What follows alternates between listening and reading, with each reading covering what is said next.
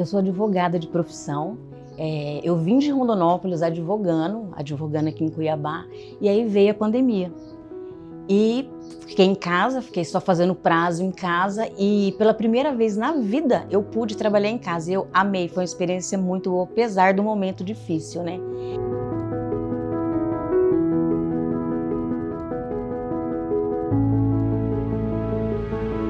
E aí eu falei para o meu marido, eu não quero mais advogar, eu quero abrir alguma coisa. Mas eu não sou de uma família de empreendedora, eu sou de uma família de servidor público, então assim, nós não temos tino nenhum.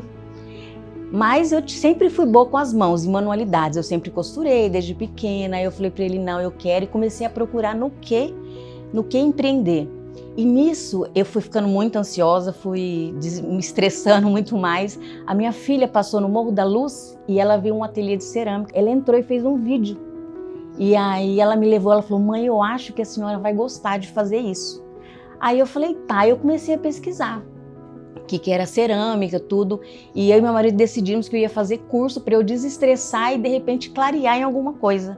E eu fui. E na primeira aula eu já sabia, eu quero ser ceramista. E aí nunca mais advoguei depois disso.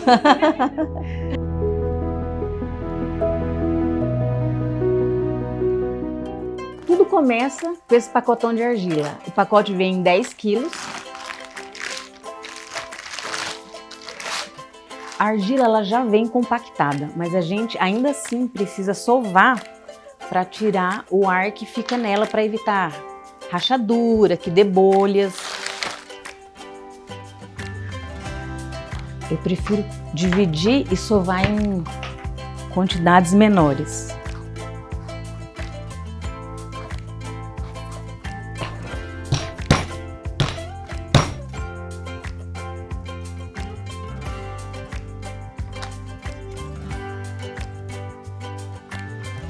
Já é interessante a gente deixar a argila no formato que a gente mais ou menos vai fazer a peça. Como eu vou fazer canecas redondinhas, pode ser assim. Essa peça que eu vou moldar, ela é a técnica mais antiga.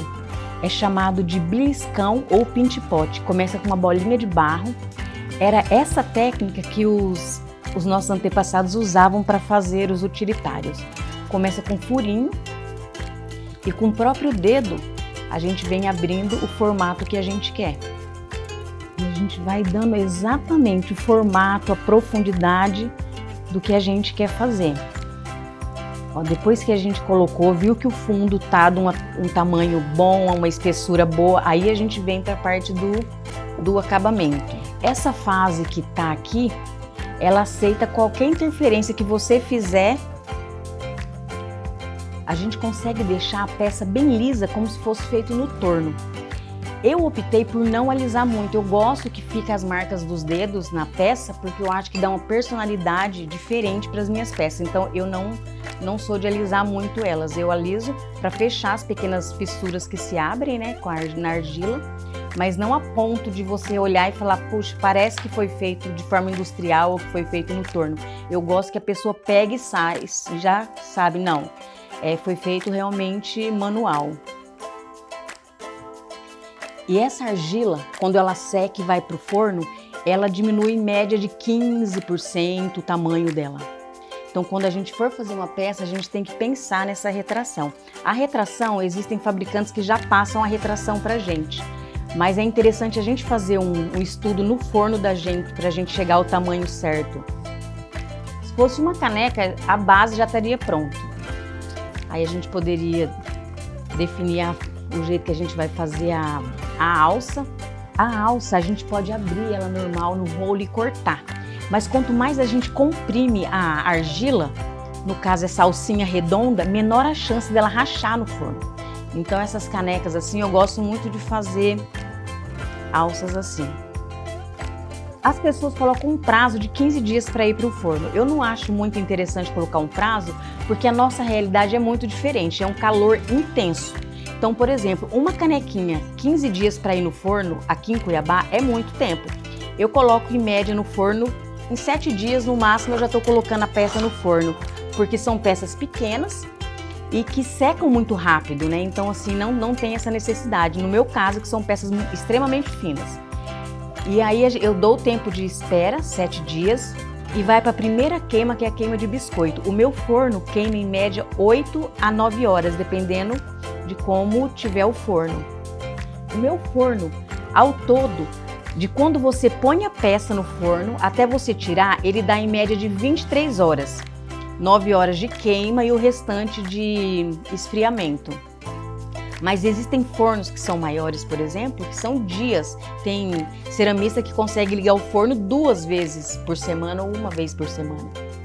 Ó, uma caneca nós já teríamos aqui. Esse foi finalizado. Ó, esse daqui é o estágio de couro. Aqui a gente consegue fazer qualquer mudança que a gente quiser. A gente consegue tirar a alça, a gente consegue mudar, eu conseguiria pôr um desenho, eu consigo fazer qualquer intervenção aqui. Ela seca mais ou menos uns 7 dias por ser uma peça pequena e ela vem para essa fase. Essa fase aqui é a fase de osso, é a fase mais delicada da cerâmica.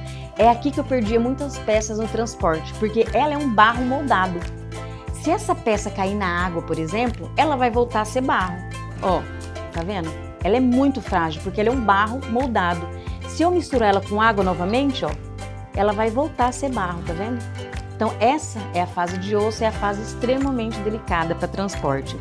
Essa peça que iria para o forno a 1000 graus ficaria 9 horas. Ela sai de lá uma peça biscoitada, aí ela já virou cerâmica. Aqui tá vendo, ó, o barulho? Ela é barro ainda. Mas quando ela sai do forno, ela se transforma nisso daqui, ó. Aí isso daqui é cerâmica, ó. Você consegue ouvir o barulhinho dela? Então aqui já é cerâmica, aí daqui é outra rigidez, é outra firmeza, é uma peça extremamente resistente já. Ela vai ficar mais resistente quando for esmaltada, mas ela já é uma peça resistente. Aí a gente mistura os óxidos, faz o esmalte e vira essas peças. Essa peça aqui vai entrar no forno, já é uma cerâmica, né? O esmalte, você vê, ele sai, ó, com o dedo, ele é um pó, que ele vai vitrificar a 1240 graus, ele vai se transformar nisso daqui, ó.